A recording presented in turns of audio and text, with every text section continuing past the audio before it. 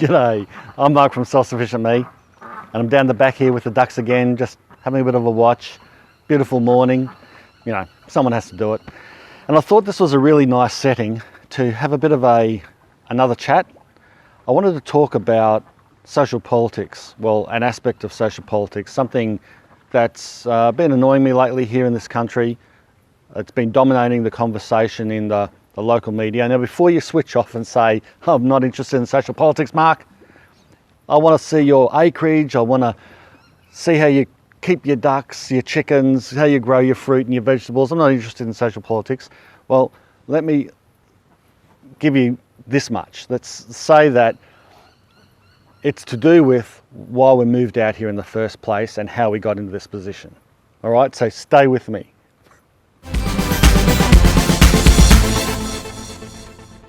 Well, I'm glad you're still with me. Now I want to cover 4 quick points. I'm not going to drag this video out and make it a big long one. I can write a blog article on my website about this and make it long-winded and 2,000 words and cover all the points succinctly and the way that I want it.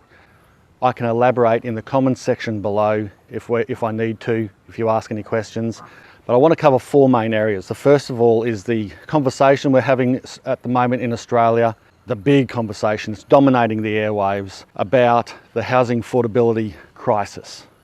Now, I say that in inverted commas because I don't really believe we have got a big housing affordability crisis, and I'll talk about why in a second. The second thing I'd want to talk about is the culture of city-centric lifestyle and living, and why I think that not as a bad thing, but it should be maybe curbed, and why I think that has influenced the current housing affordability crisis. Third thing I want to have a chat about is decentralisation and how that can help lower housing prices, or at least keep them steady. And the last thing I want to do is have a quick chat about how we got this property, this magnificent property, and it cost us about a quarter of the price as it would have cost in the middle of Brisbane. So those are the main areas I want to talk about. So let's get straight into it now.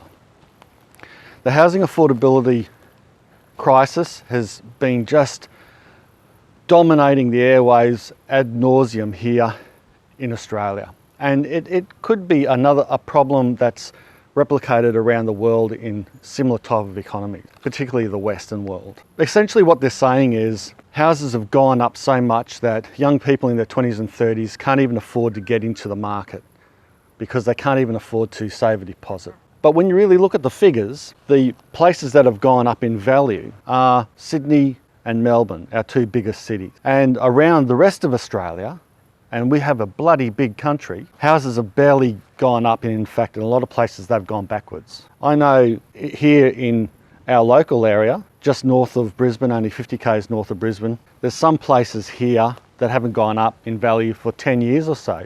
Nice 4 and 2s, 4 bedroom, 2 bathrooms, just haven't gone up in value hardly at all, maybe 30 or 40,000 in a good decade. But it does demonstrate that the discrepancy when you've got prices in Sydney that have gone up 18% over the last 12 months to a point where it is some of the prices to buy just some shitty little place on the outskirts of Sydney is in excess of $1 million. And no wonder people finding that difficult to afford. But is housing crisis the right word though? Or are we asking for more than we deserve? And what I mean by that is, and that gets me into the second point, and that is the culture of city-centric living. Everyone wants to live in the city now. Everyone needs to live on top of each other. It feels like everyone's sheep and they have to go to the most trendy coffee clubs. They have to live in the most trendy suburbs. They want to name drop that I live in Ashgrove or something like that in the case of Brisbane, or the North Shore in Sydney, Manly, inner Melbourne. And I don't know if that's really healthy. I know that people live in the city because that's where the jobs are. That's where big business is, that's where big government is, and they have to follow the jobs and they don't want to commute too far, backwards to work and back home every day. I can understand that, and that's why I think decentralisation, perhaps a change in mindset about city-centric living, I think is the way to go. Because If you think about it, the majority of people are squishing themselves into city apartments and city properties and paying big bucks just so they don't have to commute so far to work. And if some of the big businesses would move out into some of the regional centres outside of the cities, and some of the big government centres could do the same, you wouldn't have as much pressure on people wanting to get into the city.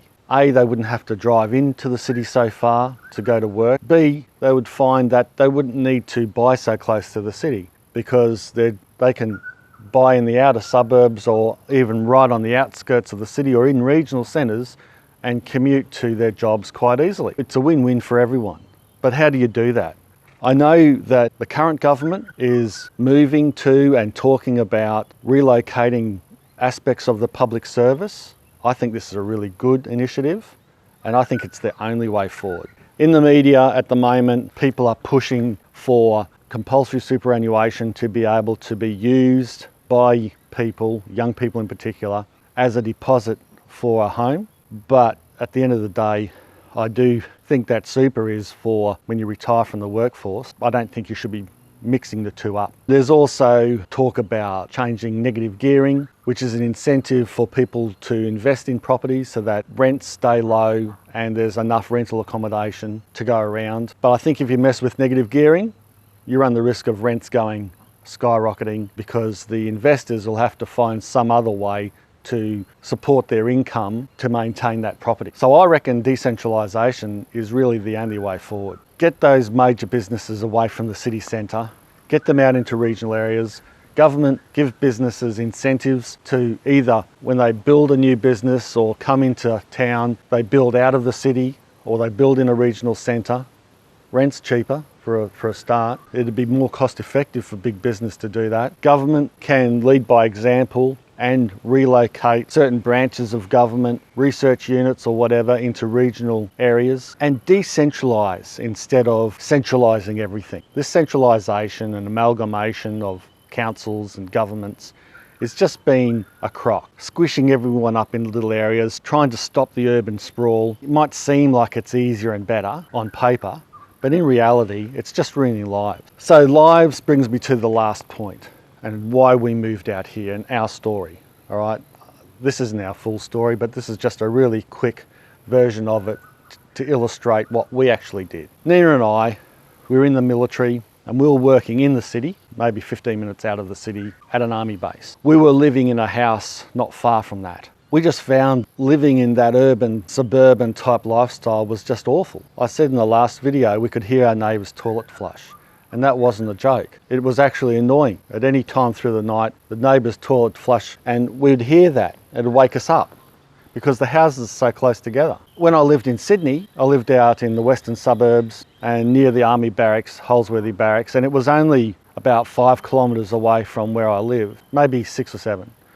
But it'd sometimes take me half an hour to get into work because of the traffic. There were times when I could jog into work faster than actually drive. That's ridiculous. But anyway, getting back to this place. So we looked into it and we thought, what are the trade-offs? We keep our job, move out of the city and move 50 k's away into a rural setting and see how we go. We knew that we'd have to commute. Yes, commuting is a pain in the bum and everyone knows that. To drive 50 minutes into work for my wife and I was a strain, but we did it for several years and we got used to it in the end. It wasn't that bad because you'd know that, yeah, you had an hour's commute, but you'd end up in this beautiful acreage with a nice big house. And that's the thing. If we were to buy one of those crappy little places that we rented off the military, you know, we would have had to pay 700, 800,000. If you're getting closer into the city, you're looking at 1.5 million for a 3-bedroom, 2-bathroom, tiny little place, squashed up with everyone else, with the smog and the carbon monoxide, breathing in all the diesel dust. Instead, for a quarter of the price, we moved out on 3 acres, have a wonderful lifestyle. It's quiet, it's beautiful, everything you want. The only thing we don't have is work isn't 5 minutes away, or work isn't 15 minutes away. At that time, before I left the army and became a home dad, which was again to take the stress off our family life and the young fellas, to have someone at home, 1 foot on the ground, which wasn't easy either, but that's another story. and it's worked out really well. Before I got out of the army, my wife and I were commuting an hour back and forth to work, and it has been worth it. So yeah, I think if we could make that easier, if we could make big business and government move out to regional centres and decentralise from the city is never going to die. But we could just move some of those big businesses out of the city and have them in their regional centres. I think that would be better for everyone. It would take pressure off the roads, it'd take pressure off the system and increase everyone's lifestyle, but also it'd make it more affordable to buy the property that you want. Anyway, that's my 2 cents worth. I hope I didn't ramble on too much. Thanks a lot for watching. If you liked it, give a thumbs up, comment in the comment section below. I read all the comments and I try to reply to comments as much as possible. Bye for now.